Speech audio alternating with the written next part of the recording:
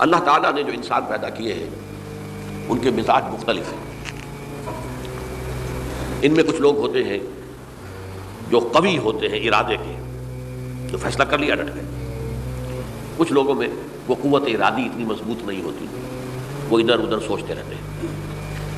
کچھ لوگ جسمانی طور پر بہت توانا ہوتے ہیں، کچھ لوگ جسمانی طور پر پیدائشی طور پر کمزور ہوتے ہیں.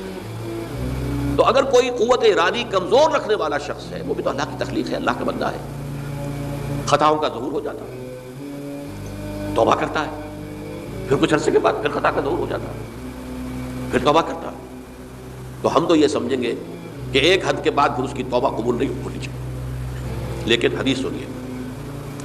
وعن ابی ہریرہ رضی اللہ تعالی عنہ قال قال رسول اللہ صلی اللہ علیہ وسلم ان عبدا اذنب ذنبا، یقیناً ایک بندہ جو ہے وہ ایک گناہ کرتا ہے. فقال، پھر وہ کہتا ہے رب، اے میرے پروردگار، اذنبت فاغفر لی، مجھ سے گناہ ہو گیا ہے، مجھے معاف فرما دے. فقال ربہ، تو پروردگار یہ کہتا ہے اعلم عبدی ان لہ ربا یغفر الذنب ویأخذ بہ، میرا یہ بندہ یہ جانتا ہے کہ اس کا ایک رب ہے جو گناہ معاف بھی کر سکتا ہے اور سزا دے بھی سکتا ہے. کیا معنی ہوئے؟ گناہ اس نے کیا ہے لیکن جانتا ہے اللہ کو کہ وہ معاف بھی فرما سکتا ہے، تبھی تو وہ اللہ سے معافی کی درخواست کر رہا ہے. اس کے اس جاننے کی بنیاد پر، اس کے اس علم کی بنیاد پر، اس کے اس ایمان کی بنیاد پر فرمایا غفرت لعبدی، میں نے اپنے بندے کو معاف کر دیا. ثم مکث ما شاء اللہ، پھر وقت گزرا جتنا کہ اللہ نے چاہا. ثم اذنب ذنبا، پھر اس سے گناہ ہو گیا. فقال رب اذنبت ذنبا فاغفر، پھر کہتا ہے پروردگار مجھ سے گناہ ہو گیا، پھر مجھے معاف فرما دے. فقال ربہ، اللہ فرماتا ہے عالم عبدی ان لہ ربا یغفر الذنب ویأخذ بہ، میرا بندہ ہے نا جو جانتا ہے کہ اس کا ایک رب ہے، ایمان باللہ اس کے اندر ہے، تبھی تو پکار رہا ہے. اور یہ بھی جانتا ہے کہ وہ گناہ معاف بھی کر سکتا ہے اور چاہے تو پکڑ بھی سکتا ہے، سزا بھی دے سکتا ہے. تو فرمایا، اللہ تعالیٰ فرماتے ہیں میں نے فرمایا کہ میں نے معاف کر دیا. ثم مکث ما شاء اللہ، پھر ایک عرصہ گزرا اس کے بعد. ثم اذنب ذنبا، پھر اس نے گناہ کیا. قال رب اذنبت ذنبا آخر، اس نے کہا پروردگار میں نے تو پھر ایک اور گناہ کر دیا، فاغفر لی، مجھے بخش دے. فقال اعلم عبدی ان لہ ربا یغفر الذنب ویأخذ بہ، میرا بندہ جانتا ہے نا کہ اس کا ایک رب ہے جسے وہ پکار رہا ہے، اور وہ جانتا ہے کہ اسے اختیار حاصل ہے کہ چاہے تو بخش دے اور چاہے تو پکڑ لے.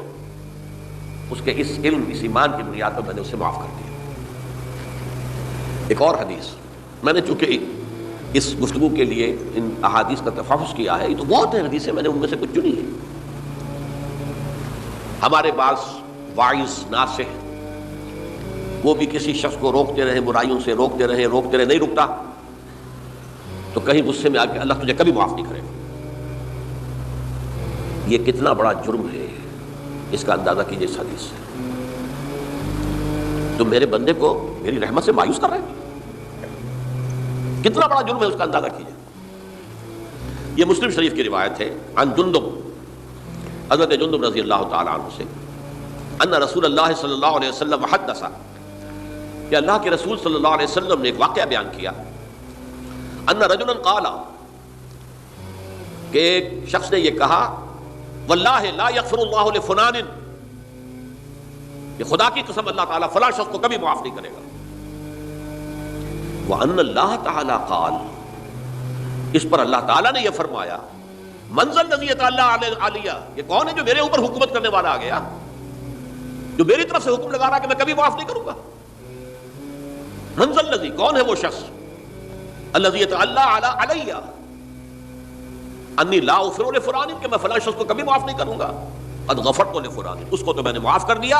واحبطت عملہ، اس شخص کے تمام اعمال میں نے ضائع کر دیے کہ تم نے میرے بندے کو مایوس کیا. یہ ہے جرم کی انکار. تو توبہ کی دعوت دیتے رہو، توبہ کے لیے لوگوں کو آمادہ کرتے رہو، توبہ جو ہے اس کے لیے ترغیب دیتے رہو. اللہ تعالیٰ معاف فرمانے والا. اب آخری حدیث سنا رہا ہوں، یہ تو بہت ہی عجیب حدیث ہے اور متفق علیہ، یہ بخاری اور مسلم دونوں میں. حضرت ابو سعید الخدری رضی اللہ تعالی عنہ جو ہے وہ اس کے راوی ہیں.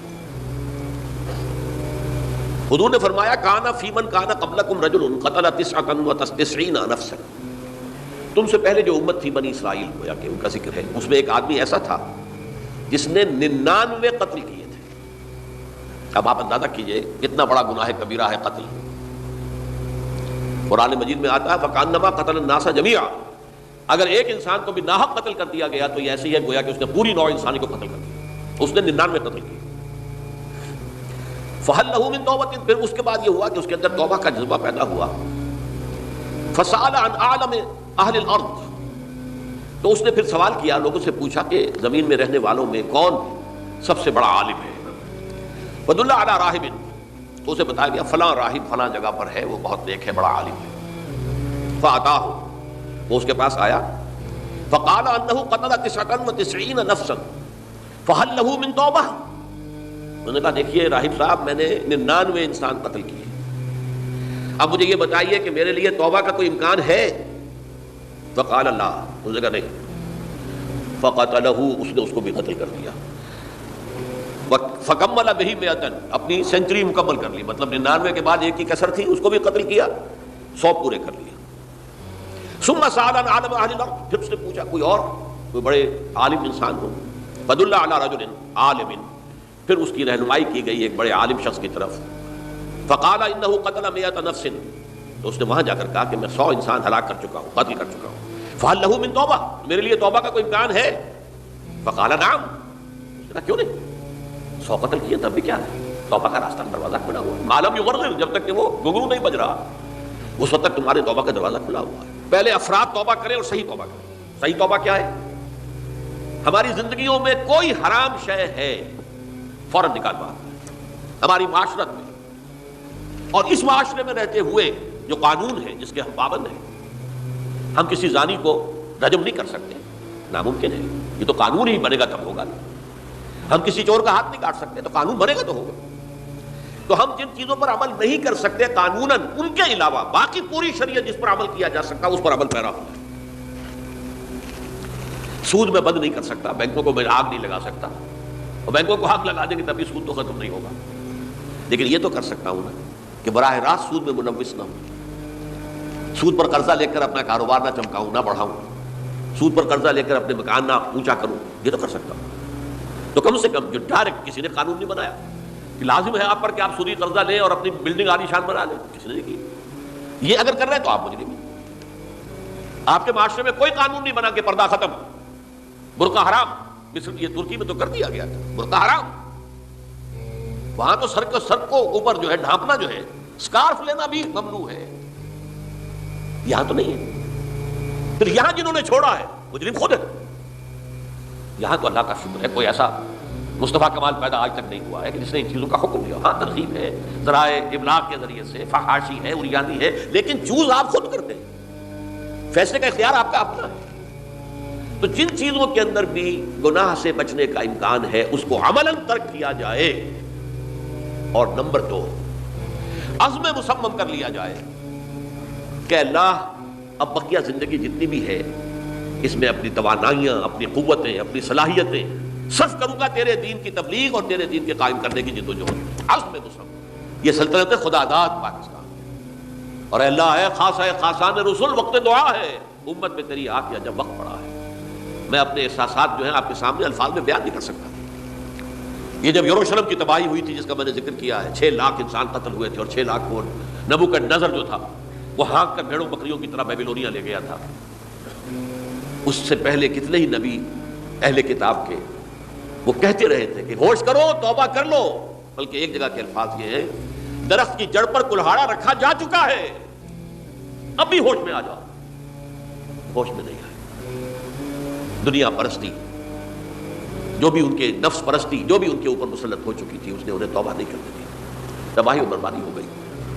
آج ہماری نگاہوں کے سامنے عراق کے ساتھ کیا ہو رہا ہے، بغیر اس کے کہ کوئی جرم ہوتا، بغیر اس کے ہم تو بڑے بڑے جرم کر چکے ہیں ان کی نگاہ میں۔